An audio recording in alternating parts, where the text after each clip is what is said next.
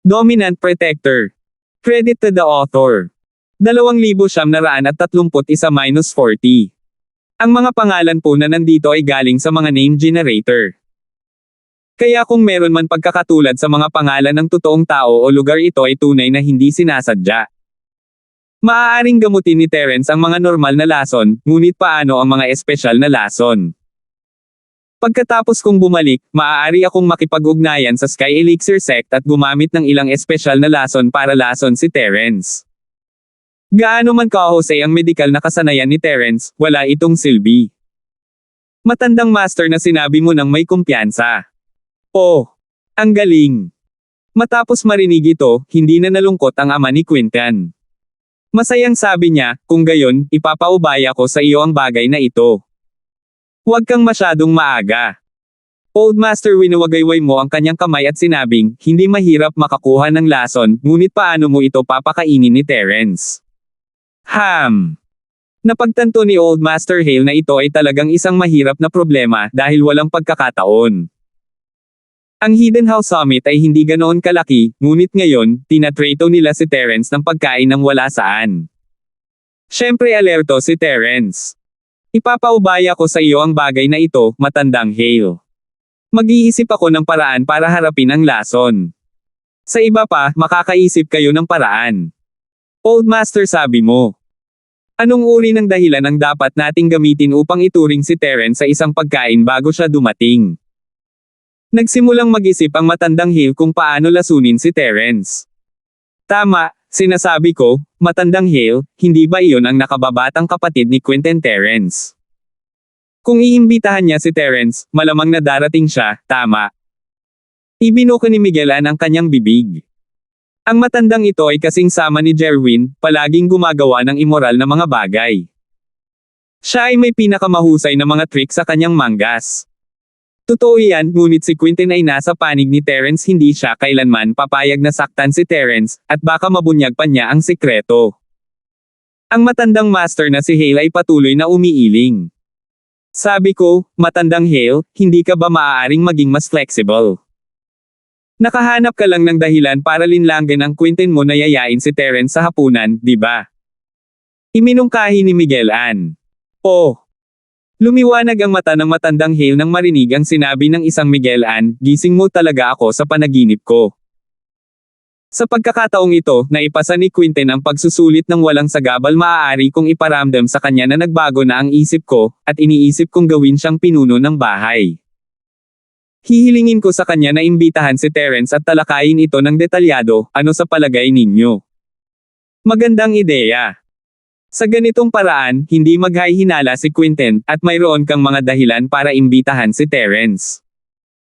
Hindi maghahinala si Quinton, at hindi rin maghahinala si Terence, kailangan lang nating malaman kung paano ilalagay ang gamot. Gatemaster Wall clapped his hands and praised. Haha, kung ganon, kakausapin ko si Quinton pagbalik ko. Pagkatapos magpasya sa plano, nakahinga ng maluwag ang matandang master na si Hale.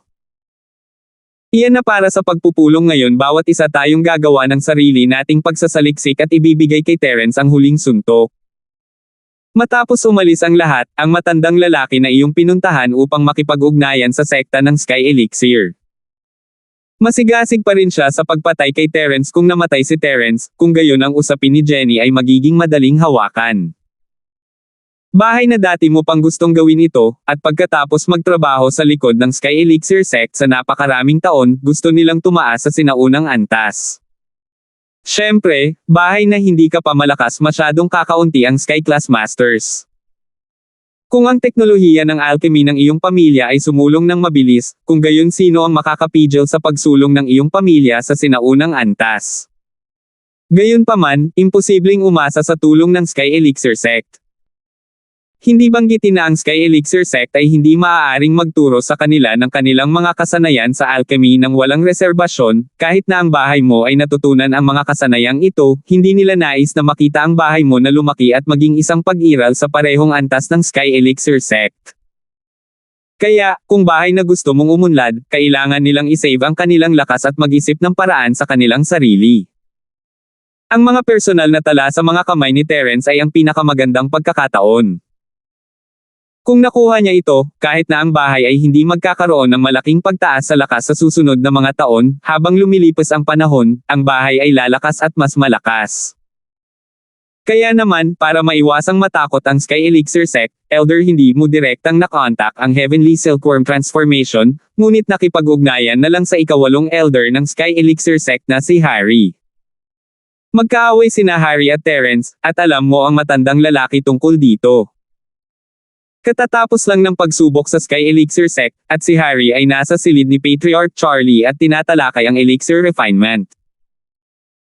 Guro, sa ngayon, ang Sky Elixir Sect ay mayroon lamang Chi Gathering Pill na ipinangako namin kay Terence, ang Chi Gathering Pill ng Dark Palace para sa pagsusulit, at ang pang-araw-araw at araw-araw na tabletang panlinis ng buto ng sekta.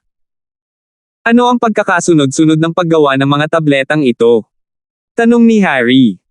At saka, sino ang dapat kong makuha para pinuhin sila? Ikaw lang ang makakapagpino ng bone washing peel. Walang ibang makakapagpino nito. Gayunpaman, bibigyan namin si Terence ng Peak Chi Gathering Peel para magpanggap na Chi Gathering Peel. Sekreto ito, at tayong dalawa lang ang nakakaalam nito, kaya ikaw lang ang makakagawa ng tabletang ito. Kung tungkol naman sa Chi Gathering Peel o iba pa, ako ay makakakuha ng Elixir Peel mula sa langit. Para magawa ito. Sabi ni Ancestor Charlie pagkatapos ng ilang pag-iisip.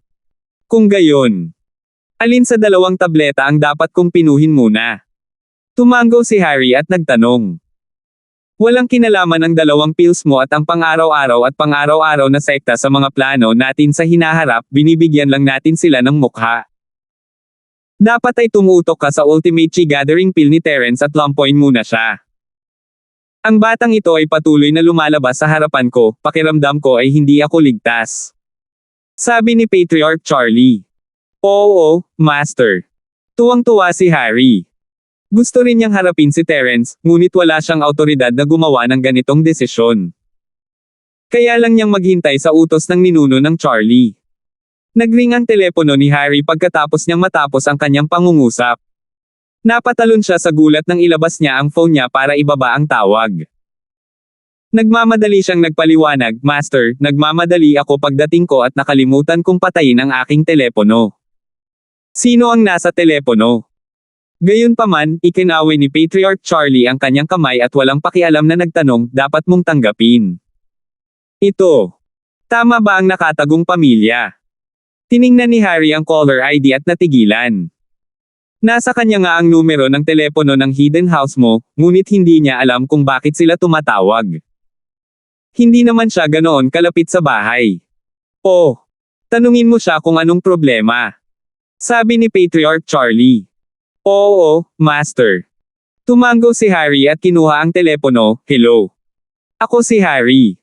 Kuya Kang, ako ang pinuno ng hidden house mo. Matandang maingat at magalang mong sinabi. Ang posisyon ni Harry ay hindi na katulad ng dati, kaya natural na kailangan niyang mag-ingat. It's old Master Yu. Anong problema? Sabi ni Harry. Ganito. Kuya Kang, pwede ko bang tanungin kung komportable ka na magsalita ngayon? Old Master na tanong mo pagkatapos mag-alinlangan. 2,932. Sabihin mo, ayos lang. Hindi alam ni Harry kung ano ang sasabihin ng matanda, ngunit hindi niya masasabing hindi ito maginhawa sa harap ng ninuno ng Charlie. Hindi ba't nangangahulugan iyon na mayroon siyang itinatago sa ninuno ng Charlie? Kaya't masasabi lamang ni Harry na ayos lang siya. Ganito po Kuya Kang, nabalitaan ko pong may sama ka ng loob kay Terence. Tinanong mo si Old Master. What do you mean? Anong gusto mong sabihin? Natigilan si Harry habang nagtatanong sa mahinang boses. Kuya Kang, sinasabi ko lang na may pagkakataong patayin si Terence ngayon. Lolo, narinig mo na nagalit si Harry at mabilis na nagpaliwanag. Ngayon, gusto ng matandang nakatagong bahay na si Hale na harapin si Terence, gusto niyang lasunin siya. Ganito. Elder, wala kang itinago at sinabi kay Harry kung paano gustong gamitin ni Kuya Hale ang Quentin bilang pain para ituring si Terence sa isang pagkain at pagkatapos ay lasunin siya. Oh! Bakit mo sinasabi sa akin ang tungkol dito? Kung patayin ni House Hale si Terence, kung gayon ay mas magiging masaya ako kung gagawin nila iyon. Medyo nalito si Harry. Tinawagan mo ba si kuya para sabihin lahat ng ito para lang mapasaya siya? Hindi. Ang sitwasyon ngayon ay ang Hidden House Hale ay walang anumang lason na maaaring lason kay Terence, kaya humingi sila ng tulong sa amin, ngunit wala kaming tiwala na hindi mapapansin ni Terence ang pagkakaroon ng lason. Pagkatapos ng lahat, Elder Kang, alam mo na napakataas ng mga kasanayan ni Terence sa medisina. Kaya nga gusto kong tanungin si Elder Kang kung may angkop na lason, sabi ni Old Master Yu. Sa ganitong paraan, maaari nating hayaan si Old Master Hale na pangasiwaan ito. Old Master, sinasabi mo lang na gustong lasunin ng Hidden House Hale si Terence, pero hindi niya sinabi na gusto niyang patayin si Terence mismo. Sa hitsura nito, gumagawa lang siya ng mga tulay para sa nakatagong pamilya Hale. Oh, I see. Okay, I got it. I'll give you an answer after I study it. Naintindihan ni Harry ang ibig sabihin ng matanda, ngunit hindi agad siya pumayag. Kinailangan niyang talakayin muna ito sa Charlie Elder. Sige, Kuya Kang, hihintayin ko ang magandang balita. Mabilis na sabi ni Old Master. Pagkatapos ibaba ang telepono, walang itinago si Harry at sinabi sa iyo ang lahat ng alam niya para kay Elder Charlie na magdesisyon. Hindi ba magandang bagay ito? Nang marinig ito, hindi nagpahayag ng anumang pagtutol si Patriarch Charlie. Sa halip, pumayag siya. Sa ganitong paraan, may papatay kay Terence para sa atin, at wala na tayong gagawin. Iyan ay magliligtas sa atin ng maraming problema. Ngunit, ang lason na iyon. Hindi alam ni Harry kung paano gumawa ng anumang lason. Tungkol sa lason, kailangan kong magsaliksik. Hindi simpleng tao si Terence, hindi siya maloloko ng normal na lason. Kailangan nating makakuha ng espesyal na bagay. Sabi ni Ancestor Charlie pagkatapos ng ilang sandali ng katahimikan. Okay Master, then I'll call Old Master Yu back and tell him that we will help. Tanong ni Harry. Sure, but you have to keep this a secret. Huwag mong sasabihin kahit kanino. Nagbabala si Patriarch Charlie. Huwag kang mag-alala, Master. Ito ang kalaban natin Master at Disciple. Wala itong kinalaman sa iba. Tiyak na wala akong sasabihin. Tumango si Harry. Pumunta si Harry para tawagan si Elder Yu, habang si Elder Charlie naman ay naghanap ng poison information. Kababalik lang ni Elder Hale sa Hidden House Hale. Nang malaman niyang bumalik si Quentin sa ganitong oras, nagulat siya. Tiningnan niya si Irving na nagmamaneho. Irving, pumunta ka muna sa kwarto mo. Magtulungan kayo nitong mga ilang araw, huwag hayaang may mangyaring masama. Natatakot siyang magdudulot ng gulo si Irving nitong ilang araw nang hindi alam ang totoo, kaya sinabi niya kay Irving ang kanyang plano bilang driver sa daan. Papatayin niya si Terence at gagamitin ang mga kamay ni Quentin para gawin ito.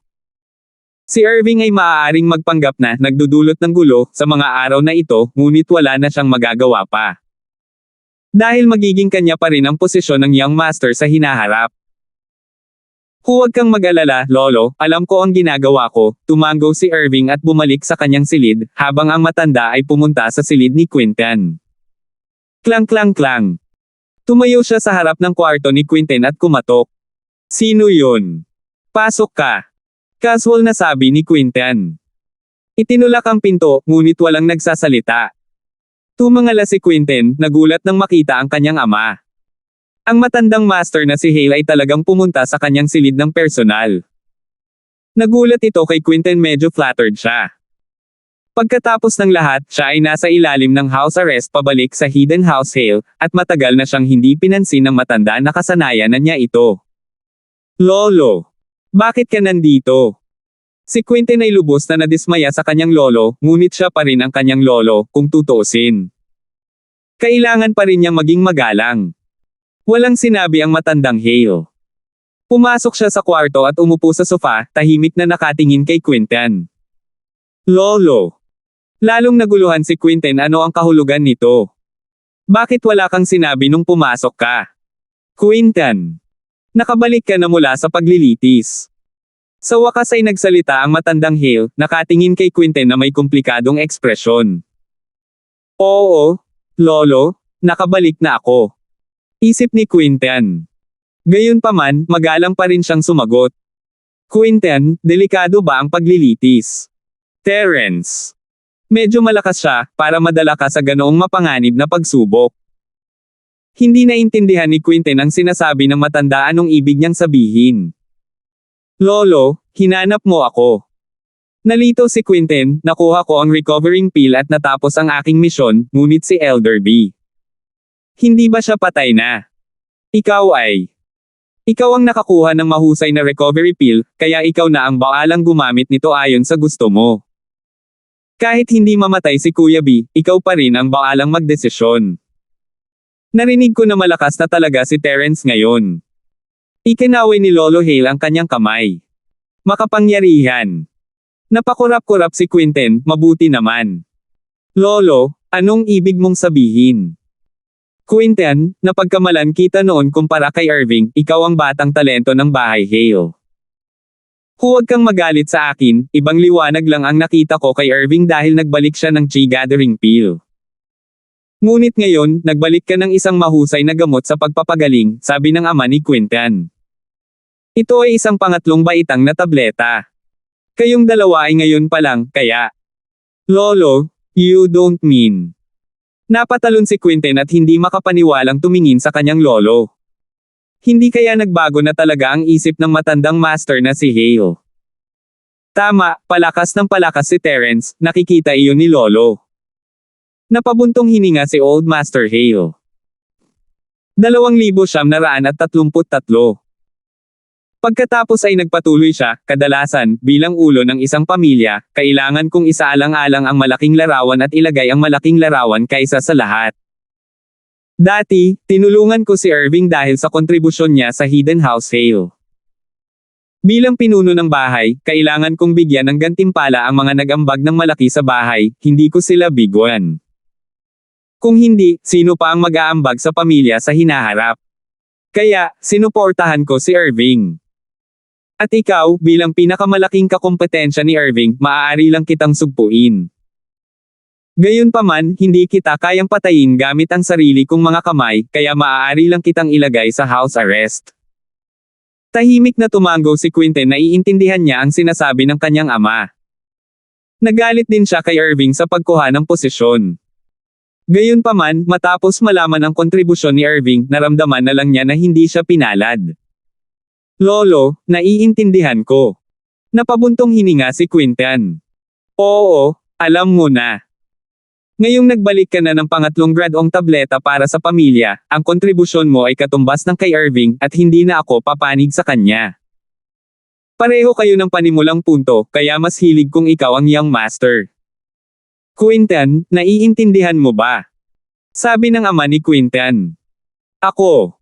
Hindi alam ni Quinten ang iisipin bakit biglang ganito ang sasabihin ng kanyang matanda. Hidden House Han? Hidden House Pitts? Hidden House Fuller dati ay mas mahina kaysa sa bahay Hale, at ang Hidden House Pitts ay kapantay natin, pero pareho silang mas mahusay kaysa sa atin. Bakit ganoon? Tumigil sandali ang ama ni Quinten bago siya nagpatuloy, sigurado akong naiintindihan mo, Quinten. Dahil kinilala nila si Terence bilang kanilang amo, ang bahay ay umuunlad ng husto. So, Lolo, sinasabi mo. Sa wakas ay naunawaan ni Quinten, nagulat siya at natuwa. Sa wakas ay nabuksan ni Lolo ang kanyang isip at alam kung gaano kalakas si Terence. Sa wakas ay handa na siyang sumali sa panig ni Terence. Hindi masama. Tumango ang ama ni Quinten, noon, inakala ni Lolo na si Terence ay isang freelancer practitioner at walang gaanong kakayahan. Dahil kay Irving, nagkaroon ng sama ng loob sa pagitan namin ni Terence, at dahil doon, hindi ko ibinaba ang aking katayuan at inisip ang mga kalamangan at kahinaan ng bagay na ito, ngunit ngayon ay tila ikaw na ang mas matalino. Binigyan niya tayo ng daan palabas. Nang makitang nabuhay ang kanyang lolo, labis na natuwa si Quinten, hindi na niya alam kung ano ang sasabihin. Lolo. Naramdaman ko lang na maganda ang pakikitungo sa akin ni Boss Terence at napakalakas, kaya niya akong protektahan, kaya. Sabi ni Quinten. And, I know. You don't have to explain. Tama ang ginawa mo. Nagkaroon lang ng hindi pagkakaunawaan sina Lolo at Terence noon, sabi ni Lolo Hale. Medyo biglaan ang pagsama sa kanya ng ganito, at dahil na rin sa mukha ni Lolo. Lolo, hindi gaanong iginagalang ng pamilya namin si Boss Terence in the first place, bakit mo pa iniisip ang mukha mo? Nasa sinaunang level na ang follower ni Boss Terence, huli na para ma-reserve na tayo. Nagsisimula ng magpanik si Quinten, bakit iniisip pa rin ng kanyang lolo ang mukha sa panahong ganito? Sinaunang ba sila? Nanginig ang puso ng ama ni Quinten, at nagtanong siya, maging ang mga sinaunang sekta ay nasa ilalim ni Terence. Hindi, sila ay mga sinaunang antas ng disipulo. Nagsalita si Quinten ng totoo, hindi niya alam na sinusubukan lang ng matanda na kumuha ng impormasyon mula sa kanya. Hindi alam ni Quinten na ang Earth Overlord ay kumakatawan sa Yellow Earth High School, ito ay nauugnay sa Little Nine, pagkatapos ng lahat, at hindi sinabi ni Terence sa kanya ang mga detalye. Iniwan lang niya kaya hindi pa alam ni Quinten. Nakikita ko. Nagkunwaring nagulat si Lolo Hale, ngunit gumaan ang loob niya. Iilan lamang ang mga disipulo, ngunit kung ang isang sinaunang sekta ay sumuko kay Terence, ito ay magiging isang problema.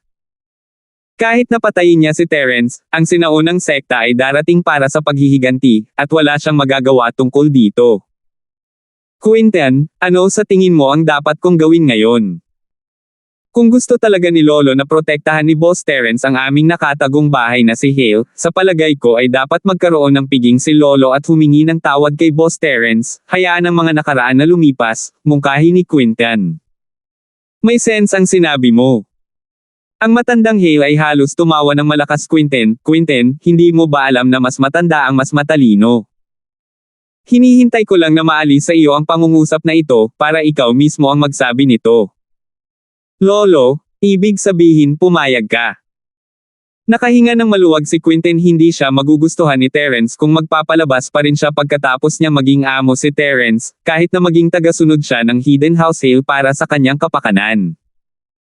Gayunpaman, kung ang matandang master na si Hale ang nagkusa na magdaos ng isang piging para humingi ng tawad, kung gayon magiging madali ito.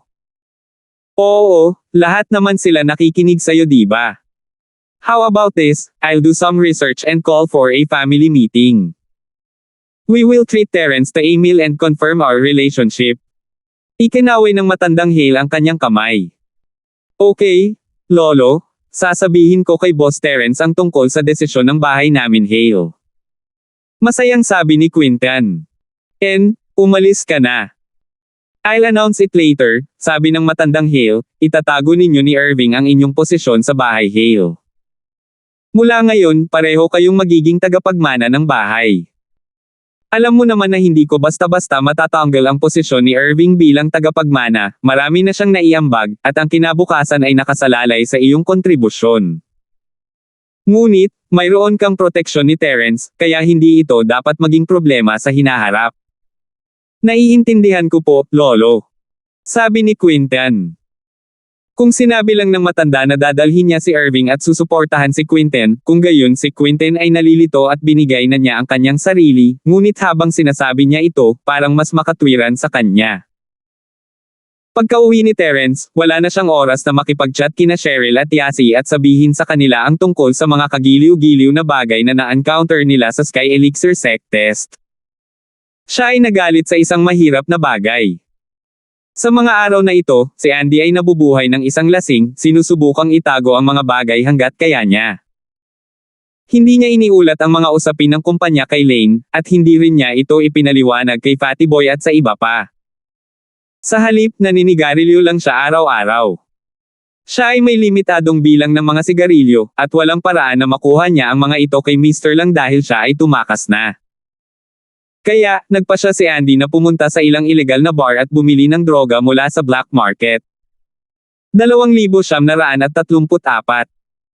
Lubog sa utang ang korporasyon, ngunit nagawa pa rin ni Andy na ilabas ang pera para sa mga gamot. Ang kumpanya at bahay ng mga kotse ni Lane ay nagkakahalaga ng ilang milyon sa pamamagitan ng pagbebenta ng alinman sa mga ito, at ang isang kotse ay sapat na upang tumagal ang mga ito ng ilang sandali. Gayunpaman, ang bibig ni Andy ay naiipit sa kanyang bibig dahil sa mga sigarilyo. Normal na droga ay hindi magpaparamdam sa kanya ng kahit ano, kaya kailangan niyang bumili ng high purity na gamot. Hindi lang iyon, si Andy ay madalas na naninigarilyo dati, ilang pakete sa isang araw, at nangangahulugan iyon na umiinom siya ng maraming droga. Kahit purong droga ang gamitin niya, marami pa rin siyang kailangan kung hindi makontento si Andy. Dagdag pa, naramdaman ni Andy na ang lahat ay tapos na wala na ang kanyang kumpanya, at marami pa siyang utang na loob kay Terence. Baka itapon na lang niya ang palayok at mag-enjoy sa bawat araw na magagawa niya. Gayunpaman, hindi basta-basta magagawa ni Andy ang anumang gusto niya. Ang departamento ng negosyo, departamento ng pagbebenta, departamento ng pananalapi, at departamento ng pagkuha ay nasa state of emergency. Sa mga araw na ito, ang mga distributor ay nagpindot para sa higit pang mga kalakal. Marami ng distributor ang nagbayad para sa mga paninda, ngunit kung hindi nila natanggap ang mga paninda, tiyak na darating at magtatanong. Sa kabilang banda, ang kumpanyang medikal ni Miracle Dr. Larkins ay kulang din sa mga hilaw na materyales. Hindi lamang iyon, ngunit ang mga kita mula sa gamot ay hindi na ilipat pabalik sa account ng kumpanya sa oras. Natural, tumawag si Fatty Boy para tanungin kung ano ang nangyayari sa pananalapi ng kumpanya ni Lane. Dahil malaki ang mga loan ni Andy, karamihan sa mga ito ay short-term loan. Kung hindi niya ibinalik ang mga ito sa oras na dapat bayaran ang utang, natural na darating ang bangko at magtatanong kung ano ang nangyayari.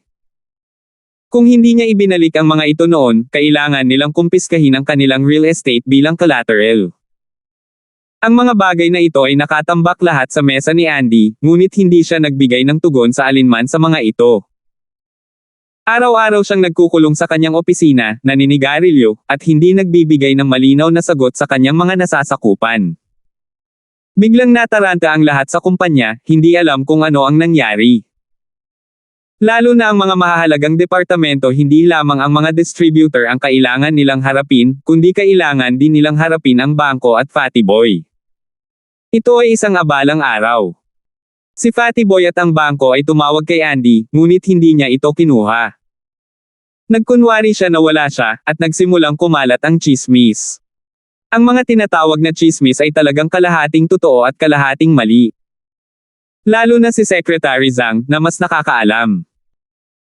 Nang makitang pababa na ang kumpanya at hindi niya makukuha ang kanyang sweldo at bonus, maaari lamang sabihin ni Secretary Zhang ang totoo sa direktor ng kumpanya, deputy director, at sa mga manager ng finance department, sales department, business department, at procurement department. Sinabi niya sa kanila ang kanyang nalalaman at nahulaan para makasagot sila sa lalong madaling panahon. Siya naman, handa siyang magbitiw. Ang kumpanya ay nasa gulo. Sa ganitong mga kalagayan, sino ang magiging hanggal na manatili dito? Ang mga tagapamahala ng department na nakakaalam ng katotohanan ay magsasabi sa kanilang malalapit na kasamahan ng pribado, at malalaman ng buong kumpanya na tapos na si Andy. At kaya, ang mga liham ng pagbibitiw ay lumipad sa buong lugar, at ang mga tao ay umalis sa kumpanya ng sunod-sunod. Gusto itong itago ni Andy, ngunit hindi niya magawa. Dahil, sa oras na ito, ang bangko ay nagpunta na sa pamilya Lane upang suriin ang real estate na sinangla. Ang villa ng pamilya Lane ay isa sa kanila. Nang sabihin kina Edmund at Tommy ng mga kawani ng bangko na ang villa ay kinuha dahil hindi nabayaran ni Andy ang utang sa tamang oras, pareho silang natulala. Ano? Sinasabi mo na ang villa na ito at ang lahat ng ari-arian natin ay sinangla ni Andy? Gulat na tiningnan ni Tommy ang mga tauhan ng bangko. Hindi niya pinakialaman ang negosyo ng bahay ni Lane, at natural na hindi alam kung ano ang pinagkakaabalahan ni Andy. Baka may pagkakamali. Mr. Lane, sinusunod lang namin ang rules. Ito ang mortgage application na pinirmahan ni Mr. Andy, pakisuyong tingnan. Kung hindi ka naniniwala sa amin, maaari mong tawagan si Mr. Lane mismo. Sabi ng bank staff na may mapait na ngiti. Ang pamilyang Lane ay isa sa mga makamundong pamilya. Kahit na tila nasa lugmok sila ngayon, hindi sila mga tao na maaaring pukawin ng isang maliit na tauhan na tulad niya. Sa makatuwid, siya ay napakamagalang. Heaven's wings, walang mali sa mga dokumentong ito. Mukhang gawa talaga ng batang iyon na si Andy. Napabuntong hininga na sabi ni Edmund habang tinitingnan ang security document. Dad, don't worry. Tatawagan ko si Andy at tatanungin ko siya kung anong nangyayari. Nakakunot ang noo ni Tommy habang dinadial ang numero ni Andy. Nakasalubong ni Andy ang mga tauhan ng bangko na papunta sana upang isara ang gusali. Wala siyang sinabi, pinaalis ang lahat ng empleyado at mag-isang lumabas ng gusali, tahimik na nakaupo sa green belt sa harap ng gusali. Hindi man lang siya nagpaliwanag habang hinahayaan niyang isara ng mga tauhan ng bangko ang gusali. Ang mga taong nasa kumpanya ay pawang mga matatandang empleyado, karamihan sa kanila ay ang pinakatapat at tapat na mga tao na sumunod sa pamumuno ni Jasmine hanggang sa wakas. Hindi sila huminto, at nanatili kay Lane hanggang sa huli. Ngunit ngayon, wala man lang silang lugar para magtrabaho, at habang tinitingnan nila ang nahihibang Andy na nakaupo sa harap ng green belt, kumislap ang kanilang mga mata sa pagkabigo. Si Andy ay malayo, mas masahol pa kaysa kay Jasmine. Director Colton, ano ang gagawin natin ngayon? Si Director Colton ang may pinakamataas na posisyon sa kumpanya sa kanila. Siya ay pangalawa lamang sa isang tao sa kumpanya at higit sa libu-libong tao. Ang chairman at CEO ng kumpanya ay si Andy, at ang vice-presidente ay si Jasmine, ngunit mula nang siya ay umalis, ito ay nasa pangalan lamang, kaya ang tanging natitira ay si Director Colton. Bumantong hininga din si Direk Colton at walang magawa, tatawagan ko si Miss Lane. Umalis si Jasmine at sinabi sa lahat na huwag siyang istorbohin.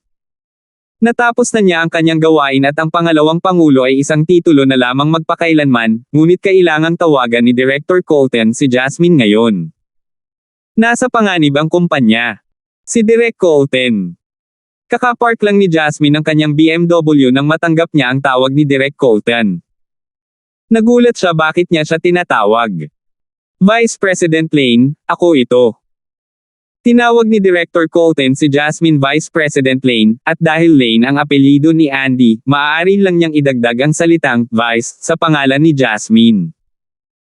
Kung hindi, ayon sa karaniwang mga kaugalian sa lugar ng trabaho, ang salitang bisyo ay aalisin. Anong problema? Tanong ni Jasmine. Vice President Lane, may nangyari sa kumpanya. Nag-aalalang sabi ni Director Colton. Anong nangyari? Anong nangyari?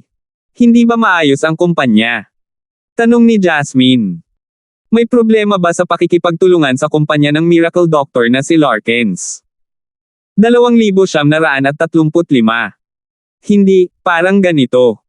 Hindi rin alam ni Direk Colton ang totoo. Tulala si Andy at walang sinabi. Maaari lamang siyang gumawa ng magaspang na hula batay sa sinabi ni Secretary Zhang si Andy ay na-scam, at ang pera ng kumpanya ay nawala. Hindi niya alam ang mga detalye, kaya't maaari na lamang niyang punan ang mga blanko sa kanyang ulo. Sinabi niya kay Jasmine ang lahat.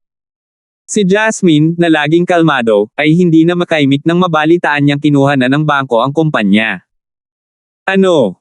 Naagaw ang gusali ng kumpanya. Ilang pautang ang kinuha ng tatay ko. Anong negosyo ang pinagsamahan nila ni President Lang? Vice President Lane, I'm not too sure about this. I heard it's a cigarette business, pero hindi rin masyadong sigurado si Secretary Zhang. Hindi sinabi ni President Lane kahit kanino dahil ang negosyong ito ay direktang napag-usapan ni President Lane at hindi dumaan sa amin. Sabi ni Direk Colton. Alam ko.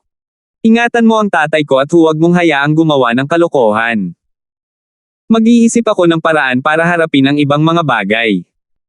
Huminga ng malalim si Jasmine, hindi niya akalain na magiging ganito kagulo ang mga bagay kung wala siya sa bahay. Okay, Vice President Lane. Sagot ni Director Colton. Ibinaba ni Jasmine ang tawag, nakasimangot habang nag-iisip ng malalim. Kasabay nito, sa Iron Lake, ang balita ng nabigong pamumuhunan ni Andy at ang pagkawala ng lahat ng kanyang kapital ay kumalat na parang apoy sa lahat ng nasasangkot. Ang pamilyang Lane ay dumanas ng malaking kawalan sa pagkakataong ito na walan sila ng kabuuang mahigit 5 bilyon sa kapital at real estate. Hindi lang nawala sa kanya ang lahat ng bayad at pambili mula sa kumpanyang medikal ni Miracle Dr. Larkins, nawalan pa siya ng pera ng sarili niyang pamilya. Ang mga distributor ay paulit-ulit na tumawag sa medikal na kumpanya ni Larkins, nagrereklamo tungkol kay Andy at humihingi ng refund. Gayunpaman, ang Fatty Boy ay mayroon lamang isang maliit na bahagi ng gamot na hindi pa lumalabas sa bodega. Ang mga bagong hilaw na materyales ay hindi pa naipadala, kaya ang medikal na kumpanya ng Miracle Doctor na si Larkins ay hindi maaaring pumasok sa produksyon. Isa pa, hindi niya ibinalik ang pera kay Fatty Boy, kaya kahit na gusto niya ng refund, wala siyang pera para ibigay ito sa mga distributor. Bigla na lang, ang kumpanyang medikal ni Miracle Doctor na si Larkins ay huminto rin sa produksyon, at ang kanilang reputasyon ay sumikat ng husto dahil kay Andy. Ang katotohanan tungkol sa paggamit ng droga ni Andy ay hindi may tatago sa mga tao, at muling kumalat ang balita hindi nagtagal pagkatapos na mabangkarote si Andy. Nanginginig sa galit ang katawan ni Edmund, hindi niya akalain na magdedroga si Andy, at hindi lang iyon, nawalan pa siya ng kumpanya, at hindi man lang siya nakaisip ng solusyon. Unfilial son. You unfilial son. Bumuti na ang katawan ni Edmund pagkatapos ng paggamot ni Terence, ngunit sa pagkakataong ito, galit na galit siya na hindi man lang siya nakabangon mula sa kanyang wheelchair. Lumuhad si Andy sa lupa, ang kanyang mga mata ay madilim at lumubog, ang kanyang ekspresyon ay blanko habang hindi niya pinapansin ang dagandong ni Edmund. Hindi naman sa hindi niya talaga pinansin ang mga bagay na ito, ngunit naipit pa rin siya sa ilusyong hatid ng droga at wala nang pakialam sa kahit ano pang bagay sa paligid niya. Pare, huminahon po kayo. Malamang lulong sa droga ang kapatid ko. Hindi niya tayo maririnig kahit ano pa ang sabihin natin. Sa tingin ko, ipadala natin siya sa Drug Rehabilitation Center at pilitin siyang huminto. Napansin ni Tommy na may mali kay Andy. Alam niyang si Andy conservative siyang tao, at maayos niyang pinamahalaan ang kumpanya. Nakinig siya sa kanyang ama, si Jasmine, at sa kanyang sarili pagdating sa mga usapin sa pamilya, at wala siyang masyadong opinyon sa kanyang sarili. Sa pagkakataong ito, espesyal ang sitwasyon, at parang nagbago si Andy sa ibang tao, umiinom ng droga at nawala ng pera. Hindi mo siya kapatid. Ang pag-inom ng droga at pagbebenta ng droga, nagdudulot ito ng kaluwalhatian sa ating pamilyang Lane. Binigyan kami ni Miracle Dr. Linford ng negosyo ng kumpanya ng gamot at nakaya namin ito hanggang sa ganito. Paano mo inaasahan na haharapin ko si Miracle Dr. Linford? Nanginginig ang katawan ni Edmund, ang ginawa ni Andy ay higit pa sa kanyang kaya. Baka naman niloko siya. Maingat na ipinaliwanag ni Tommy. Naloko. Kung wala siyang kasakiman sa puso niya, paano siya nalinlang? Sabi ni Edmund na may malamig na ngiti. Huwag mong isipin na hindi ko alam kung ano ang iniisip niya. Hindi siya kailanman pumayag na magtrabaho tayo kasama ang Miracle Doctor na si Linford. Iniisip niya na nakadepende tayo sa pag-iral ni Terence. Kung nawala si Terence isang araw, wala na rin tayo. Ngunit dahil sa pressure mula sa iyo, sa akin, at kay Jenny, kailangan niyang gawin ang sinabi sa kanya. Ngunit kung talagang may pagkakataon pa rin siyang magpatakbo ng kumpanyang iyon nang walang pagkakataon si Terence. Well, hindi napigilan ni Tommy na mapangiti ng mapait. Kung gayon, hindi ba siya nag-iisip para sa kapakanan ng pamilya Lane? May mali sa kanyang pag-iisip. Ayos na si Terence ngayon, pero tapos na siya. Kung kalahating kasing galing niya si Jenny, hindi sana haantong sa ganito ang kumpanya. Huminga si Edmund. Oo. Walang ibang masabi si Tommy, tango lang ang naisagot niya. Tommy, tawagan si Miracle Dr. Linford. Sabihin mo sa kanya na binaygo siya ng pamilya Lane, at mamamatay kami ni Andy para tabyusan ang mga kasalanan namin. Hindi ko na kayang harapin si Terence gamit ang matandang mukha kong ito. Wala akong mukha para ipagpatuloy ang buhay. Bumantong hininga si Edmund at nagdesisyon. Pare. Paano ka mamamatay? Nanlaki ang mga mata ni Tommy. Kung mamatay ka, ano ang mangyayari sa pamilya naming Lane? Hihingi ako ng pabor kay Mr. Terence, gagawin namin ang lahat para mabayaran ka. Wala ka pa ba sa pamilya Lane? Umiling si Edmund. Sa palagay mo kaya mong pakalmayan ang galit ni Miracle Dr. Linford sa pamamagitan ng hindi pagpatay sa kanya? Hindi maliit na halaga ang 5 bilyon, at ang magiging epekto nito sa medical company ni Miracle Dr. Larkins ay hindi makalkula sa pera lamang. Imbes na magdusa sa ilalim ng pagsupil ni Miracle Dr. Linford sa hinaharap, bakit wala pa tayong kasalanan ni Andy para mamatay tayo? Muli, dahil ikaw ang pinakamalapit kay Terence. Natahimik si Tommy matapos marinig ang mga salita ni Edmund. Oo, kahit pinabayaan ni Terence si Lane sa mga lumang panahon, wala siyang pakialam at pagtitiwalaan sila gaya ng ginawa niya noon. Kahit na hindi sugpuin ni Terence ang bahay ni Lane, walang katiyakan na ang ibang mga marangal na bahay at alipin sa paligid ni Terence ay hindi gagawin ang gayon. Kapag bumagsak ang isang pader, itutulak ito ng lahat, at ang bahay na si Lane ay hindi na makakabangon muli.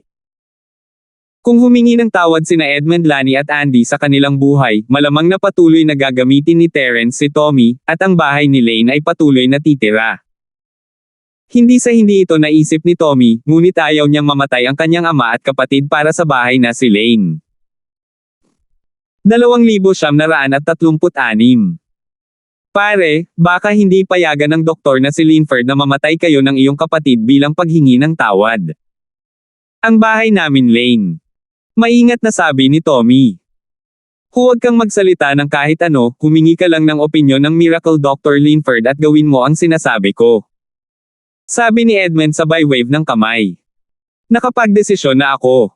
Ito ay, Ama. Si Tommy ay hindi nang ahas na magsalita pa. Tumango siya at diniyel ang numero ni Terence. Nakuha lang ni Terence ang balita mula sa Fatty Boy. Hindi niya ito pinakita, ngunit ang kanyang mukha ay madilim at nakakatakot. Hindi inaasahan ni Terence na si Andy ay isang drug dealer, at mawawalan pa siya ng kumpanya. At hindi lang iyon ang pangunahing bagay ay nawalan si Andy ng lahat ng pera mula sa kumpanyang medikal ni Larkins. Ano ang iniisip niya? Nais ba niyang labanan ang langit? Dumating ang tawag ni Tommy sa sandaling iyon. Sinulyapan ito ni Terence at pinulot, ngunit hindi na kasing palakaibigan ang tono niya. Mr. Lane? Kung may sasabihin ka, sabihin mo lang. Iyon. Miracle Dr. Linford. Sigurado akong narinig mo na ang tungkol sa aming Andy. Napuno ng malamig na pawis ang noo ni Tommy. Hindi naman ganoon kaganda ang ugali ni Terence, at pinalamig nito ang kanyang puso. Alam ko. Anong gusto mong gawin? Ang galit ni Terence ay umabot sa isang tiyak na antas, hindi ito ang tamang paraan para makabawi, hindi ba? Maging si Pablo ay nagbayad lamang gamit ang kanyang sariling pera, ngunit itong si Andy ay nagbayad pa ng pera ni Fatty Boy, at may utang pa rin sa mga namamahagi ng mga kalakal at pera. At kaya, hindi masyadong maganda ang tono ni Terence. Pagkatapos ng lahat, ang mga aksyon ni Andy ay direktang nakaapekto sa marami sa mga plano ni Terence, kabilang ang pagpapalawak ng kumpanya ng gamot at ang pagtatayo ng orphanage ni Akira. Alin sa mga ito ang hindi nangangailangan ng pera? Paumanhin, himalang Dr. Linford, binaigo ka namin.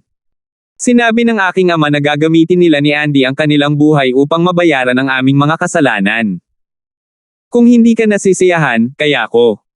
Napabuntong hininga si Tommy. Kalimutan mo na ang tungkol sa iyo ng iyong ama, wala itong kinalaman sa iyo. Ngunit ang Andy na iyon, ayoko na siyang makita muli. Sabi ni Terence pagkatapos huminga ng malalim.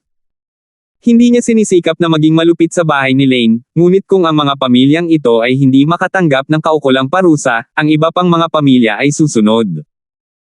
Kung hindi sila nakatanggap ng anumang parusa para sa kanilang mga pagkakamali, paano makumbinsi ni Terence ang publiko?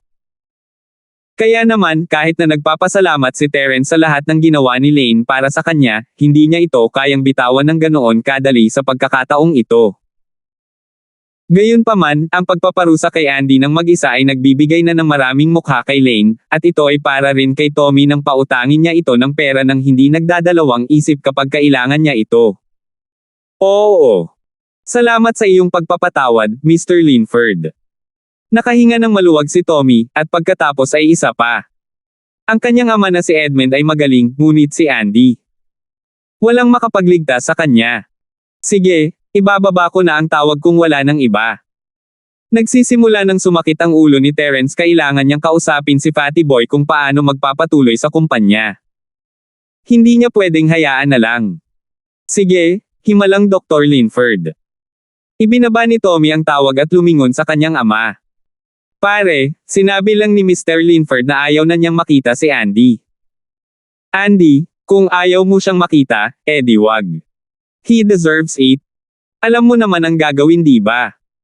Si Edmund ay isang mapagpasyang tao na galit siya, ngunit nasaktan din siya ng pagkamatay ni Andy, ngunit wala siyang pagpipilian. Naiintindihan ko. Mapait na ngumiti si Tommy at tumango. Pero, hindi ba dapat natin itong ipaalam kay Jenny? Siya. Nanlaki ang mga mata ni Edmund habang nakatingin kay Tommy. Huwag mo nang pakialaman ang mga bagay ni Jenny. May sarili siyang plano. Oo. Tumango si Tommy. Tapos ipapadala ko muna si Andy sa Drug Rehabilitation Center. Kung pupunta tayo sa kalsada, dapat malinis at sariwa tayo, di ba? Walang sinabi si Edmund. Masarap maghintay. Ipinadala ni Tommy si Andy sa drug center, at sa kanyang mga koneksyon, sila ni Edmund ay nagkaroon ng lugar na matutuluyan. Ang mga marangal na bahay na nagkaroon siya ng magandang relasyon, gayunpaman, lahat ay naghihintay upang makita kung ano ang gagawin ni Terence. Hindi nila alam kung ano ang gusto ni Terence, at walang nang ahas na tumulong. Si House Colton, House Wu, at House Sullivan ay walang gaanong pera, at habang hindi sila nakakatulong sa kumpanya, kahit papaano ay matutulungan nila si Lane sa kanilang mga paghihirap. Ngunit walang sinabi si Terence, kaya sino ang mga ngahas na makialam? Ibinaba niya ang telepono at nag-isip ng malalim. Walang silbi na magalit dahil dito nangyari na, at kailangan nilang humanap ng paraan para maayos ito. Ang kailangan ngayon ng kumpanyang medikal ng doktor na si Larkins ay ang mga pondo, at kapag nagkaroon na sila ng pondo para ipagpatuloy ang produksyon, kailangan nilang maghanap ng mamamahala sa kumpanya ni Lane. Si House Lane ay palaging namamahala sa mga channel sa pagbili at pagbebenta ng kumpanya ng medikal na doktor na si Larkins. Ngayong wala na sila, si Fatty Boy ay walang contact information ng mga distributor at supplier. Makakahanap siya ng ibang supplier, ngunit karamihan sa mga distributor ay nagbayad ng deposito. Kung papalitan niya silang lahat, tiyak na magdudulot ito ng kawalang kasiyahan sa mga distributor at baka makasuhan pa siya. Kailangang mag-ingat si Fatty Boy. Ang tanging magagawa ni Terence sa ngayon ay humiram ng pera mula kay Pablo at sa iba pang marangal na bahay at nakatagong bahay, ngunit masyadong malaki ang agwat sa pagkakataong ito. May mga pundasyon ang mga nakatagong bahay na ito, ngunit hindi makatotohanan para sa kanila na kumuha ng ganoong kalaking pera ng sabay-sabay. Halimbawa, ang Hidden House Han ay may maraming kayamanan, ngunit imposibleng palitan ang mga ito ng pera. Naayos na ang taunang gastusin ng kanilang buong pamilya, at hindi sila masyadong naghanda.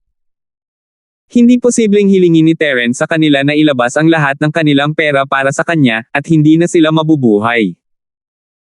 Dagdag pa, kahit na kinuha niya ang lahat ng pera, hindi ito gaanong parang isang tasa ng tubig sa isang nasusunog na kariton ng kahoy na panggatong para sa kumpanya ni Miracle Dr. Larkins. Gayunpaman, anuman ang mangyari, mas mabuting ipagpatuloy muna ang produksyon. Mas mabuting bawasan ang supply kaysa ihinto ang produksyon. Ang mga plano ni Terence ay nagulo sa biglaang insidente ng kumpanya, at siya ay nahuli. Nais niyang pag-aralan ang espasyo ng Jade natapos na niya ang ikalawang yugto ng sining ng Dragon Mastery, pagkatapos ng lahat, at hindi na siya makapaghintay na simulan ito. Mayroon ding isa pang mahalagang bagay, na pumunta sa West Star Village at bumalik sa yungib na iyon. Ayon sa paglalarawan sa pintuan ng bato nang bumukas ito sa pangalawang pagkakataon, pagkatapos makumplito ni Terence ang ikalawang yugto ng sining ng pagkontrol ng dragon, mabubuksan niya ang ikatlong pinto ng bato, at hindi na niya kailangang tuparin ang 5 taong pangako. Gustong malaman ni Terence kung ano ang nasa kabila ng ikatlong pintong bato. Ito ay isang malaking pagkakataon para sa kanya upang madagdagan ang kanyang lakas. Hindi niya maiwasang mabalisa. 2,937.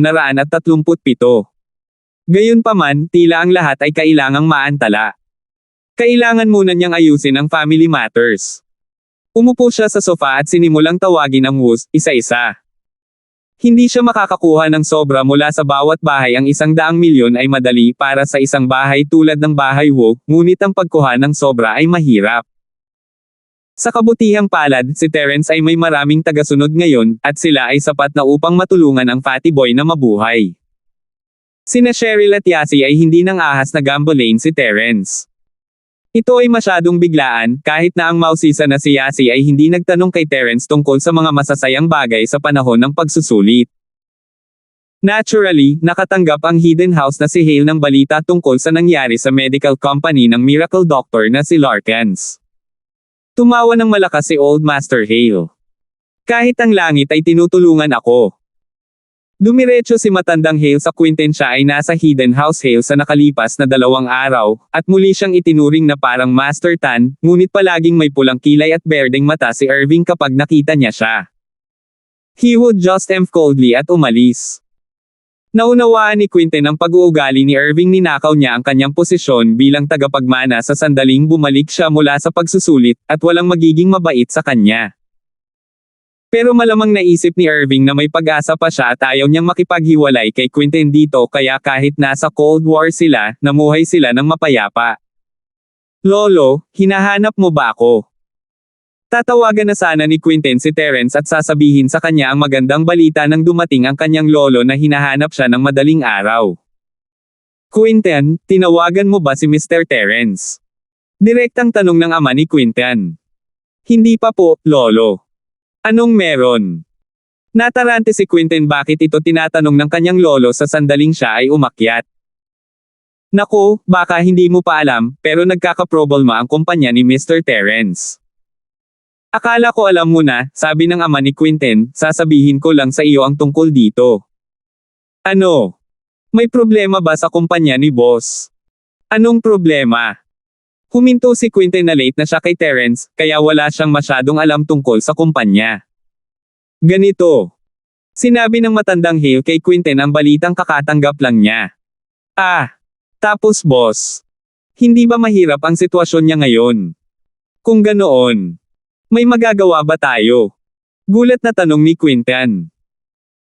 Quentin, nandito si Lolo para pag-usapan ang isang bagay sa iyo dahil kami, ang Hidden House Hale, ang pumili kay Terence bilang boss, kung gayon kami, ang mga underlang na pamilya, ay gagawin ang lahat ng aming makakaya upang tulungan si Mr. Terence na malampasan ito.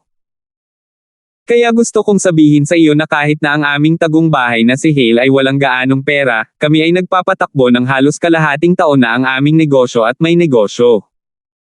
Kung pagsasamahin natin ito, makakapaglabas tayo ng 200 milyon. Tawagan si Mr. Terence ngayon, ibibigay natin sa kanya ang 200 milyon. Maliit na halaga ito, ngunit ito ang pinakamahusay na magagawa natin.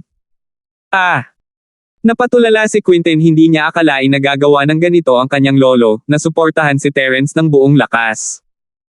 Hindi pa opisyal na nagsisimula ang piging, at ito na ang resulta, malinaw na naisip na ni lolo si Terence. Hindi na magiging mas masaya si Quentin, nag-aalala siya na gusto lang ng kanyang lolo ang proteksyon ni Terence nang tawagan niya si Terence boss, ngunit kung wala siyang gagawin at patuloy na humihiling ng higit pa habang nakakakuha ng proteksyon, kung gayon kahit na walang sinabi si Terence para sa kanyang kapakanan, hindi pa rin siya komportable.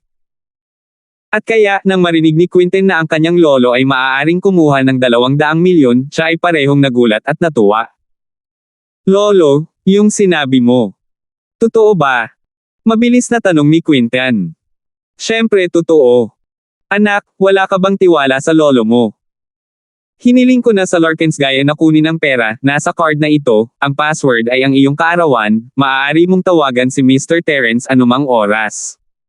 Salamat, lolo. Sabi ni Quentin na tuwang-tuwa. Sige, you can make the call. Hindi na kita iistorbohin pa. Tumango ang ama ni Quentin at umalis na may ngiti. Si Quentin naman ay mabilis na nag-dial ng numero ni Terence. Nag-aalangan pa rin siya kung paano sasabihin kay Terence ang tungkol dito. Ang Hidden House Hale na tumatawag kay Terence boss ay nangangahulugan na nakakuha siya ng isa pang nakatagong bahay bilang isang tagasunod, ngunit mula sa pagsubok sa ice palace sa pagkakataong ito, masasabi niyang hindi na kailangan ni Terence ng mga tagasunod. Kaya, paano kung ayaw gawin ni Terence? At kaya, nag-aalangan si Quentin. Ngunit ngayong nagkakaproblema na ang kumpanya ni Terence, hindi na nagdalawang isip pa si Quentin. Hello. Kakaibang altar. Paano mo ako matatawag? Nagulat si Terence, hindi na muling nakulong si Quentin pagkatapos bumalik.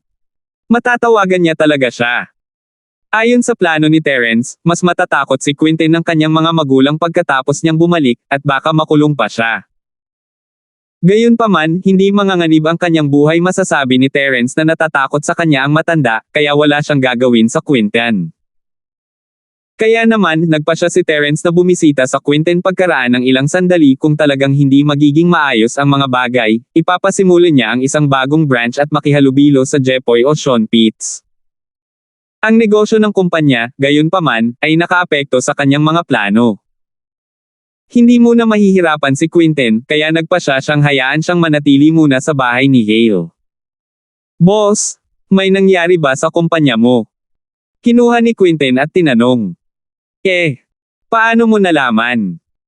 Medyo nagulat si Terence. Ang pinagmulan ng impormasyon ni Quentin ay marahil ang pinakamasama, at kahit na alam ito ng Hidden House Hale, hindi nila sasabihin sa kanya. Kaya naman, tinawagan lang ni Terence ang kanyang mga alipors para humiram ng pera. Quentin at si Brian lang ang hindi niya tinawagan. Walang masabi si Quentin sa bahay ni Hale, at si Brian ay nasa Ice Palace. Walang magandang relasyon si Terence sa Hidden House na si York, at wala siyang ganang tawagan sila. "Sinabi sa akin ng lolo ko."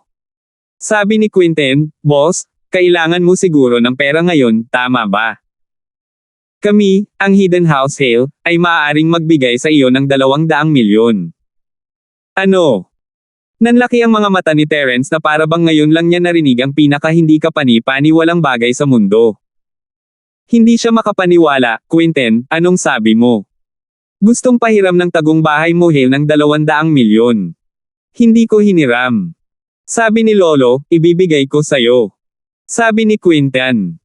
"Ang lolo mo ibinigay sa akin." Gulong-gulo ang isip ni Terence. Akalain niyang nananaginip siya kung hindi siya siguradong gising siya. 3,938. Gustong bigyan siya ni Old Master Hale ng pera. Paano ito naging posible?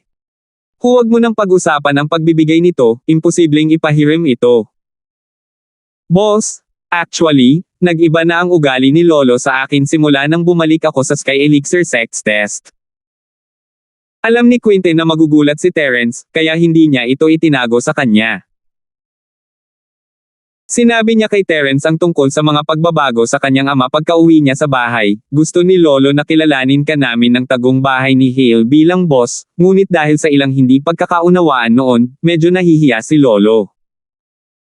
Nagkataon na may ganitong bagay, kaya hiniling sa akin ni Lolo na ipadala sa iyo ang perang ito." "I see." Nagulat si Terence sa pagbabago ng ugali, ngunit hindi ito mahirap intindihin. Ang Hidden House Pitts at ang bahay na si Fuller ay dati niyang mga kaaway, tama ba? Ngayon, hindi pa ba siya naging nakababatang kapatid? Dagdag pa rito, ligtas na nakabalik si Quentin mula sa Sky Elixir Sec Test. Sa pagkakataong ito, ibinalik ang isang level 3 na tableta at ipinakita ang kanyang lakas. Normal lang na magbago ng ugali ang matanda sa bagay, hindi naman close sina Irving at Quentin. Hanggat ang matanda ay hindi lumabis o matanda, ang pagpili ng Quentin bilang tagapagmana ng Hidden House na si Hale ay isang napakaranong pagpili. "Oo nga boss, ibigay mo sa akin ang account number mo at ililipat ko ang pera sa iyo." Sabi ni Lolo kapag tapos na ito, iimbitahan kanya sa isang party at kumpirmahin niya ang aming pagkakakilanlan. Sabi ni Quentin. "Kung ganoon, Quentin, tulungan mo akong magpasalamat sa matandang Hale. Ang account ko ay..." Medyo emosyonal na sabi ni Terence. Siyempre, hindi niya akalain na magiging ganoon ka-extremist ang matanda. Hanggang ngayon, gusto pa rin niya itong patayin, at nag-aalok pa nga siya ng 200 milyon bilang kapalit. Baliw ang matandang ito. Boss, ililipat ko na sayo." Hindi na kita guguluhin, sabi ni Quentin. "You must be busy with other things. We'll contact each other after this is over." "Sige," sabi niya. Tumango si Terence. Ang 200 milyon ni Quentin ay malaking tulong. Ang mga alipin ni Terence ay hindi mahirap, ngunit wala rin silang maraming pera. Halos hindi kumita ng 1 bilyon ang tawag sa telepono ni Terence, at sa 200 milyon ni Quentin, mayroon siyang kabuoang 1.2 bilyon. Para sa kumpanyang medikal ng Miracle Doctor na si Larkins, makakatulong lamang ito na maibsan ang sakit. Pagkatapos ng lahat, si Andy ay may labis na utang. Walang paraan para maibalik ang pera mula sa gamot, wala na ang lahat, at nainom na ni Andy ang lahat. Terence, tinawagan lang ako ni Dad. Sabi niya mabibigyan kanya ng 300 milyon na cash, at mas marami tayong makukuha sa adjustments at loan, pero hindi natin ito madaliin. Sabi ni Cheryl habang naglalakad papunta kay Terence. Marami na ang 300 milyon. Alam ni Terence na ang kumpanya ni Pablo ay lumago sa lungsod ng Donghai, ngunit wala siyang gaanong pera sa kamay. Kinailangan niyang humiram ng pera kay Tommy Lane para mabayaran ang ransom ni Cheryl. Ang 300 milyon na ito ay marahil para sa bagong kumpanya ni Pablo. Siyempre, ito rin ang dahilan kung bakit hindi direktang pinatay ni Terence ang bahay ni Lane. Tinulungan siya ni Tommy sa bandang huli, kaya inalis na lang niya ang karapatang makipagsosyo sa medikal na kumpanya ng miracle doctor na si Larkins at nawala si Andy. Para sa iba pa, ang bahay na si Lane ay nasa ilalim pa rin ng proteksyon ni Terence. Tumango si Miss at hinayla si Yasi paakyat sa hagdan. Alam niyang kailangan ni Terence ng kapayapaan at katahimikan, kaya hindi niya ito ginulo. Ipinadala ni Tommy si Andy sa Drug Rehabilitation Center, at babalik na sana siya nang makatanggap siya ng tawag mula kay Jasmine. Tito, ako si Jasmine. Umalangaw-ngaw ang boses ni Jasmine sa kabilang dulo, halatang nag-aalala. My father. How is he? Jasmine, pinadala ko lang si Andy sa Drug Rehabilitation Center. Pero hindi siya masyadong maganda. Bamantong hininga si Tommy, walang itinatago. Ayaw ni Edmund na kausapin niya si Jasmine, pero si Jasmine ang unang tumawag sa kanya. Hindi ganoon kadali mapawi ang galit ni Miracle Dr. Linford. Kahit hindi na niya tayo pinapanagot, sinabi niyang ayaw na niyang makita si Andy. Dapat maintindihan mo ang ibig niyang sabihin, di ba? Ano? Hindi napigilan ni Jasmine na mapasigaw. Tito, ang ibig mong sabihin, tatay ko. Gusto ng lolo mo na mamatay siya bilang paghingi ng tawad. Mapait na ngumiti si Tommy. Iyon lang ang paraan para mailigtas ang bahay na si Lane, at hindi na tayo magiging business partner ng medical company ni Miracle Dr. Larkins. Uncle, naisip mo na ba na may something fishy about this? Hindi dapat maging impulsive na tao ang tatay ko. Bakit siya magdedroga at magbebenta ng droga? Dapat siya ay isang napaka-konserbatibong tao. Ito ay isang bagay na hindi mo ari ni Jasmine. Talagang may mga bagay na hindi makatwiran, ngunit ang mga taong umiinom ng droga ay magkakaroon ng pagbabago sa kanilang isipan. Walang sino man ang makakapagsabi kung gagawa sila ng isang bagay na pabigla-bigla. Bamantong hininga si Tommy bago nagpaliwanag. At saka, alam na namin iyon ng lolo mo noon pa man, at naniniwala akong dapat mong unawain, Jasmine. Maaaring konserbatibo si Andy, pero dahil sa konserbatibo siya ang taong ayaw na maging miracle doctor kami ng mga basalyo ni Linford. He's always wanted to make House Arlene's big business lane before. Ay hindi kasing laki ng karaniwang bahay na si York noong nakaraan. Sa tulong lamang ng mahimalang doktor na si Linford, naisip ni Andy na hindi ito ang totoong bahay ni Lane, at kung may nangyari kay Terence, matatapos ang bahay ni Lane, ngunit hindi niya akalain na siya ang magiging problema.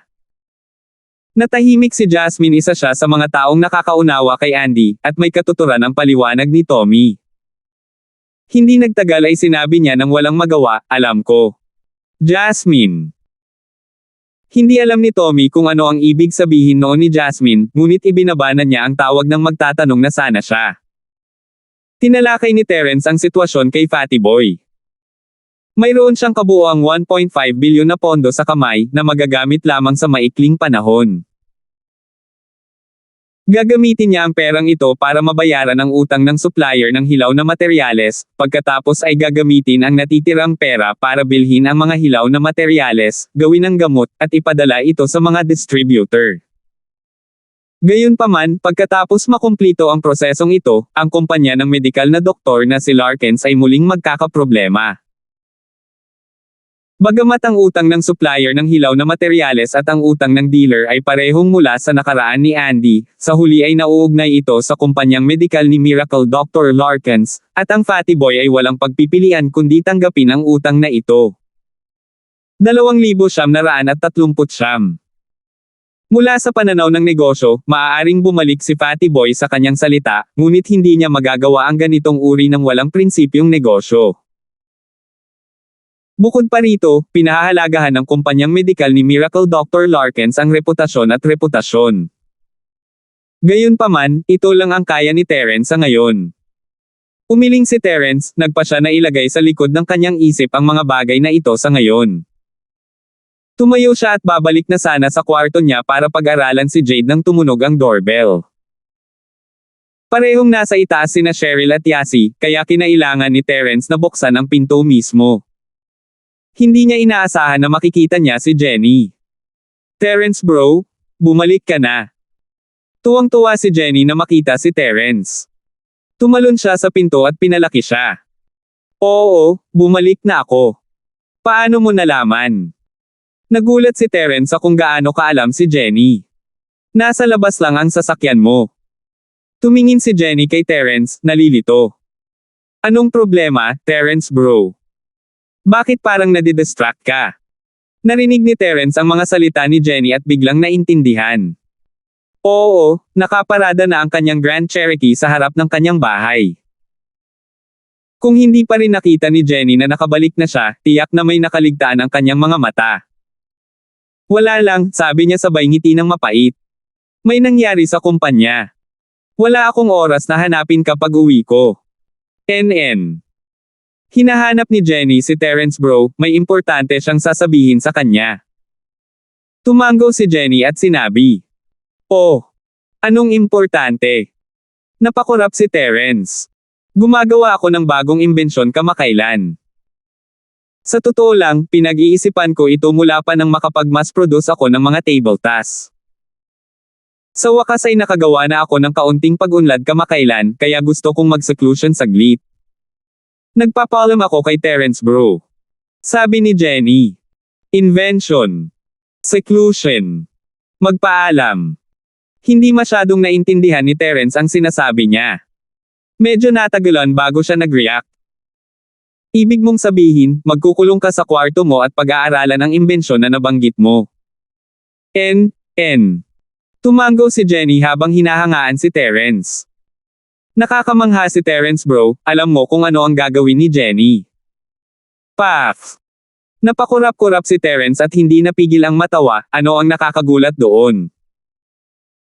"Sinabi mo na napupunta ka sa pag-iisa para magsaliksik at mag-imbento."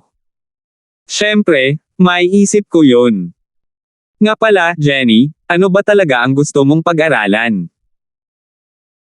Tahimik akong nagsasaliksik ng isang paraan na magagarantiya ng 100% rate ng tagumpay sa pagpino ng mga gamot na table tasks. Sabi ni Jenny. Hindi niya kailanman itinago ang kanyang bagong imbensyon kay Terence. Oh! Isang paraan para mag-concoct ng medicinal pill na may 100% success rate. Ito. Jenny, hindi ba 100% success rate mo na sa refining pills? Bakit gusto mo pa itong pag-aralan? Kumurap si Terence, hindi naiintindihan ang nangyayari. Iyon ay dahil si Jenny lamang ang maaaring magkaroon ng 100% success rate. Jenny ay nangangahulugan na ang ibang alchemist ay maaari ding magkaroon ng 100% success rate. Paliwanag ni Jenny. Iba pang mga alchemist. Maaari din bang gumawa ng mga table tasks na may 100% na success rate? Sumipsip si Terence ng malamig na hangin. Kung talagang nagtagumpay ang imbensyon ni Jenny, tiyak na mag-uudyok ito ng malaking alon sa mundo ng paglilinang. Oo. Tumango si Jenny. Ang pananaliksik ni Jenny ay may pag-unlad na. Ang natitira na lang ay ang huling kumpirmasyon. Iyan ay isang kawili-wiling imbensyon. Tumango si Terence, malalim ang iniisip. Kung talagang magagawa ito ni Jenny, makakahanap si Terence ng ilang mga underlang na akma sa mga kinakailangan para gumawa ng mga elixir at maging isang malaking sekta ng elixir na hindi mas mahina kaysa sa sekta ng Sky Elixir. Ayos lang, ngunit kailangan nating maghintay hanggang matapos ni Jenny ang kanyang pananaliksik.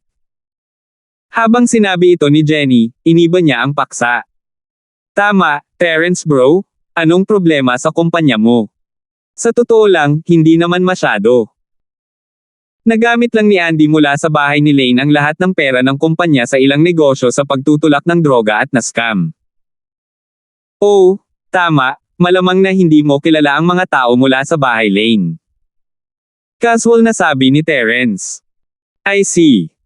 Tapos Terence bro, paano mo planong parusahan ang bahay na iyon Lane? Mukhang interesado si Jenny at nagpatuloy sa pagtatanong.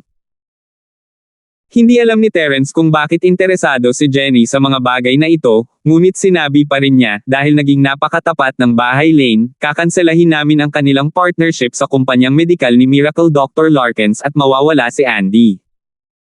Yung iba naman, gagawin lang natin. I see. Tumango si Jenny, ngunit biglang nagtanong, Terence bro, pwede mo bang?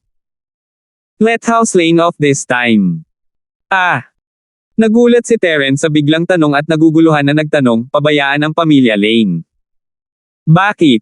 Dahil kilala ni Jenny ang bahay ni Lane. Ang alchemy invention ni Jenny ay may 100% success rate, at kailangan niya ng tulong ni Lane sa bahay para makabili ng ilang mga bagay. Kaya, Terence bro, maaari mo bang ipangako kay Jenny na hahayaan mo ang bahay ni Lane? Kinusat ni Jenny ang kanyang malaki at puno ng tubig na mga mata habang nananabik na tumingin kay Terence. Kumunat ang noo ni Terence. Ang dahilan ni Jenny ay katawa-tawa. Kailangan niya ng tulong ng bahay ni Lane para mag-imbento. Ngunit sinuri pa rin ni Terence, hindi na kailangan ng pamilya Lane. Kung may kailangan ka, tutulungan kitang makuha ito sa iba. Terence bro, ay pangako mo lang kay Jenny. Pakiusap ko. Giit ni Jenny. Kung ito ay ibang tao, hindi papayag si Terence sa ganoong katawa-tawang kahilingan, ngunit hindi niya maaaring tanggihan si Jenny. Hindi lang dahil nakakagawa siya ng mga elixir para sa kanya, kundi dahil halos mawalan siya ng buhay sa pagsisikap na itago ang kanyang sikreto. Okay, hindi ko kakanselahin ang kooperasyon sa pagitan ng bahay na si Lane at ng medikal na kumpanya ng Miracle Doctor na si Larkins. Nabalitaan ko na si Andy ay may isang henyong anak na babae na tinatawag na Jasmine Lane.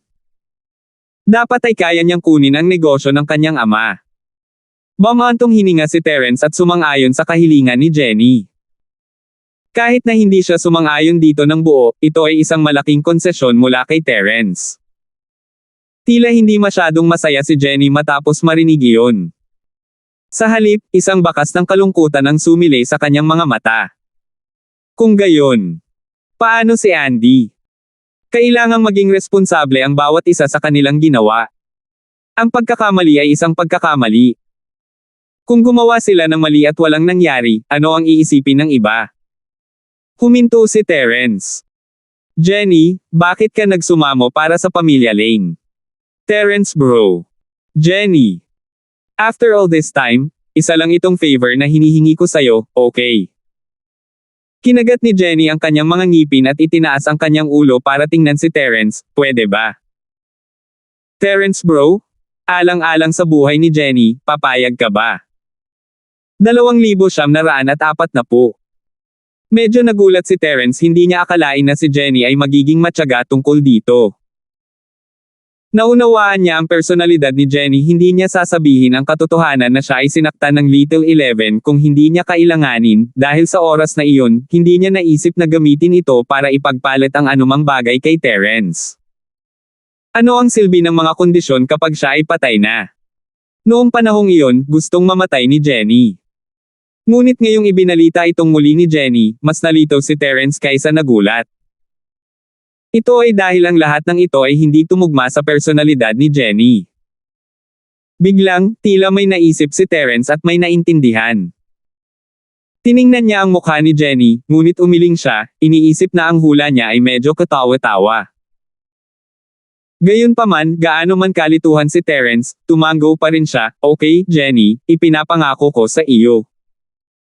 Gayunpaman, huwag sabihin na ito ay para lamang sa isang bagay na ito. Tama lang na humingi ka sa akin ng maraming bagay para sa mga bagay na nagawa mo para sa akin. Salamat Terence bro." Sa sandaling ito, tila natuwa si Jenny, na para bang naalis ang isang mabigat na pasanin. "Alam kong si Terence bro ang pinakamaganda sa akin." Haha. Ngumiti si Terence. Gusto niyang tanungin muli si Jenny, ngunit sa hitsura ng mukha nito, hindi niya akalaing sisigot ito. Ang dahilan na ibinigay niya noon ay napakahirap na, ngunit dahil ayaw nang magsalita pa ni Jenny, wala nang magawa si Terence. Dagdag pa, ayaw magtanong ni Terence tungkol sa mga bagay na ito. Dapat may dahilan si Jenny sa pagprotekta sa bahay ni Lane. Para kay Jenny, gagawin ni Terence ang kanyang makakaya upang masiyahan siya. "Terence bro, babalik na ako sa practice. Kung meron man, tanungin mo si Kuya Lil, pagpapalim ni Chito sa akin. Lalabas ako paminsan-minsan para maghanap ng pagkain, pero hindi pa ako lalabas, kaya huwag mo akong istorbohin." Sabi ni Jenny. "Sige, nasa kabilang kwarto ka." Naisip ni Terence na kakaiba ito, ngunit pumayag siya. "Oo, nasa tabi lang. Kung may urgent, tawagan mo lang ako," sabi ni Jenny sabay tango. "Sige," sabi niya. Sumang-ayon si Terence. Pakiramdam niya ay kakaiba ang kinikilos ni Jenny ngayon, ngunit hindi niya mailagay ang kanyang daliri dito. Kung gayon, aalis si Jenny. Aalis na sana si Jenny, ngunit nang makarating siya sa pintuan, tumalikod siya at sinabing, "Terence bro, hindi mo nakalimutan ang ipinangako mo kay Jenny, di ba?" "Oh, anong meron?" Kumurap si Terence, ngunit mabilis na nag-react. "Ang tinutukoy mo ay ang pamilyang Lane. Huwag kang mag-alala, tatawagan ko si Tommy." Aalis na si Jenny. Masayang ngumiti si Jenny at umalis sa villa ni Terence, bumalik sa kanyang sariling. Umiling si Terence, ngunit dinial pa rin ang numero ni Tommy. Himala Dr. Linford. Kinuha ni Tommy ang telepono, takot na takot. Hindi niya inaasahan na tatawagan siya muli ni Terence ng ganoon kaga. "Mr. Lane, ang iyong kapatid. Kalimutan na natin ito. Hayaan mo siyang manatili sandali sa Drug Rehabilitation Center," sabi ni Terence. Napakurap si Tommy, hindi naiintindihan ang gustong sabihin ni Terence. Nagiging sarcastic ba siya o sinusubok siya? Ngunit hindi naglakas loob na sumuwi si Tommy, seryosong sagot niya. "Miracle Dr. Linford, huwag kang mag-alala. We'll keep our word. Hindi ko nahahayaang makita mo ulit si Andy. Hindi mo ba naiintindihan ang sinasabi ko?" Kumunat ang noo ni Terence at malamig na tumango, "I'll let him leave." Ito ang kahilingan ni Jenny, at ginawa ni Terence ang sinabi niya hindi para sa bahay ni Lane, para sa babaeng handang mamatay para itago ang kanyang sikreto. Bilang resulta, galit pa rin si Terence kay Andy, at natural, hindi siya masyadong masaya sa tanong. "Miracle Dr. Linford, sinasabi mo bang hindi na kailangang mamatay si Andy?" Sabi ni Tommy, nagulat at natuwa sa mga salita. "Salamat sa iyong pag-aalala, himalang Dr. Linford. At saka, ang bahay mo Lane ay maaaring magpatuloy sa pagtatrabaho sa kumpanyang medikal ni Miracle Dr. Larkins, ngunit si Andy ay halatang hindi angkop para sa trabahong ito. Wala ka bang babaeng henyo na tinatawag na Jasmine? Kapag may oras siya, sabihin sa kanya na tawagan ako. Siya na ang mamamahala sa negosyo ng pamilya Lane mula ngayon," sabi ni Terence. Terence, okay. Masyadong mabilis na dumating ang kaligayahan, at hindi ito matanggap ni Tommy. Tumugon siya ng mekanikal, ngunit may naalala siya sa susunod na sandali pinakawalan ni Terence ang bahay ni Lane, at hinirang si Jasmine bilang tagapagmana. Mahuhulaan niya ang implikasyon sa likod nyon. "Huwag kang mag-alala, himalang Dr. Linford. I-report ko kaagad ang desisyon mo sa tatay ko at hahayaan si Jenny na kunin ang negosyo at affairs ng pamilya." Malinaw ang intensyon ni Tommy, handa pa niyang isuko ang kanyang posisyon bilang pinuno ng bahay, at hayaan si Jasmine na pangasiwaan ang negosyo at ang pamilya. Jenny. Si Terence ay napakasensitibo sa pangalan, at kumurap siya sa pagbanggit nito. Jasmine, Jenny ang palayaw niya. Mabilis na paliwanag ni Tommy. Oh! Tumalo ng puso ni Terence. Jenny. Jasmine. Pwede bang? Muling umiling si Terence, tinanggihan ang kanyang hula. Ito ay hindi makatwiran. Miracle Dr. Linford, kilala mo ba ang Jenny namin? Tanong ni Tommy, sinusubukan ang tubig. Siyempre hindi ko kilala ang Jenny mo. Mr. Lane, may isang huling bagay na gusto kong maunawaan mo. Napakadali kong binitawan ang pamilya mo, hindi dahil sa pamilya mo mismo. Ang mga pagkakamaling nagawa mo ay umabot sa punto na kailangan kitang parusahan. Gayunpaman, isang napakahalagang kaibigan ko ang nakiusap para sa iyo, kaya hahayaan na kita sa pagkakataong ito. Sana ay bantayan mo ang iyong sarili at huwag kang gagawa ng anumang bagay na muling mabibigo sa akin. Mahinang babala ni Terence. Huwag kang mag-alala, himalang Dr. Linford. Ano man ang mangyari, maawa ka sa amin. Kami, ang pamilyang Lane, ay gagawin ang lahat para sa iyo sa hinaharap. Nangako si Tommy, ngunit nalilito siya. Isang mahalagang kaibigan ni Terence ang nagsusumamo para sa bahay ni Lane. So hindi si Jasmine Lane. Sino ito noon? Ibinaba ni Terence ang telepono, at si Tommy ay nawawala pa rin sa kanyang pananabik at kalituhan. Hindi niya ito maisip, kaya't iniulat niya ito kay Edmund. Pare, it's heaven's wings. Kakatawag lang ulit ni Miracle Dr. Linford. Tuwang-tuwang sabi ni Tommy pagkatapos makonekta ang tawag. Oh! Anong sabi ni Miracle Dr. Linford? Hindi alam ni Edmund kung bakit tuwang-tuwa si Tommy. Sa tono niya, parang ang ganda ng tumatawag ngayon ni Terence. Salamat po at sinamahan ninyo ako, ingat lagi mga master.